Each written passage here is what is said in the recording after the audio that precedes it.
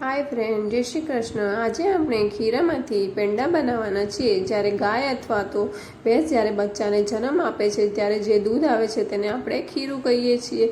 બીજા કે ત્રીજા દિવસના દૂધમાંથી આપણે આ બરી બનાવી શકીએ છીએ। તેના માટે મેં એક પેન લીધું છે અને તેમાં આપણે 1 લીટરે બીજા ને ત્રીજા દિવસનું દૂધ લઈ લીધું છે। હવે તેને આપણે એક ઉભરો આવે ત્યાં સુધી હલાવતા રહેવાનું છે।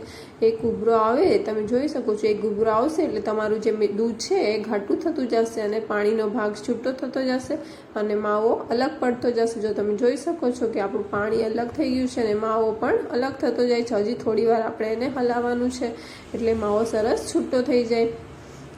આપણો માવો છૂટો થઈ ગયો છે। હવે આપણે એક સ્ટ્રેનર લઈને એક વાસણમાં તેને ગાળી લેવાનું છે જેથી કરીને પાણી છૂટું પડી જાય અને માવો અલગ થઈ જાય। હવે આપણે તે જ પેનમાં તે માવાને ફરી લઈ લેવાનો છે અને હવે તેમાં આપણે 1 વાટકી ખાંડ એડ કરીશું।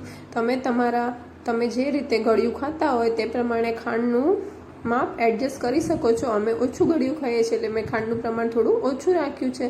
હવે આપણે તેને સરસ મિક્સ કરીશું। આપણે તેમાં 1 ચમચી મલાઈ એડ કરીશું જેથી કરીને તે બરીનો ટેસ્ટ પણ સરસ આવે અને બરી સોફ્ટ પણ બનશે। આપણે સરસ રીતે બધું મિક્સ કરી લેવાનું છે। આપણે જે પાણી અલગ કાઢી સ્ટ્રેનરમાં સ્ટ્રેન કરી લીધું હતું તે પાણીને આપણે ફેંકી નથી દેવાનું, તેને આપણે કોઈ પણ રેસીપીમાં વાપરી લેવાનું છે। તમે લોટ બાંધતી વખતે પણ તેનો યુઝ કરી શકો છો। હવે આપણે તેમાં અડધી ચમચી એલચી પાવડર લેશું અને તેને સરસ રીતે મિક્સ કરી લેવાનું છે। તમે જોઈ શકો છો કે બરી તૈયાર થઈ ગઈ છે। હવે આપણે નાની એવી વાટકી લેશું અને તેમાં તે મિશ્રણને એકદમ દબાવીને ભરી લેવાનું છે અને બીજી પ્લેટમાં ટર્ન કરી દેવાનું છે। આ જ રીતે આપણે બધા જ પેંડા બનાવી લેશું। આ બરીને તમે છૂટું ચમચીથી પણ ખાઈ શકો છો। હવે તેને આપણે બદામની કતરણથી ગાર્નિશ કરીશું। તો તમે જોઈ શકો છો કે આપણી બરી તૈયાર થઈ ગઈ છે। તમને જે રીતે ભાવે, પેંડાવાળીને ભાવે તો એ રીતે, અથવા તો તમે છૂટી અને ચમચીથી પણ ખાઈ શકો છો।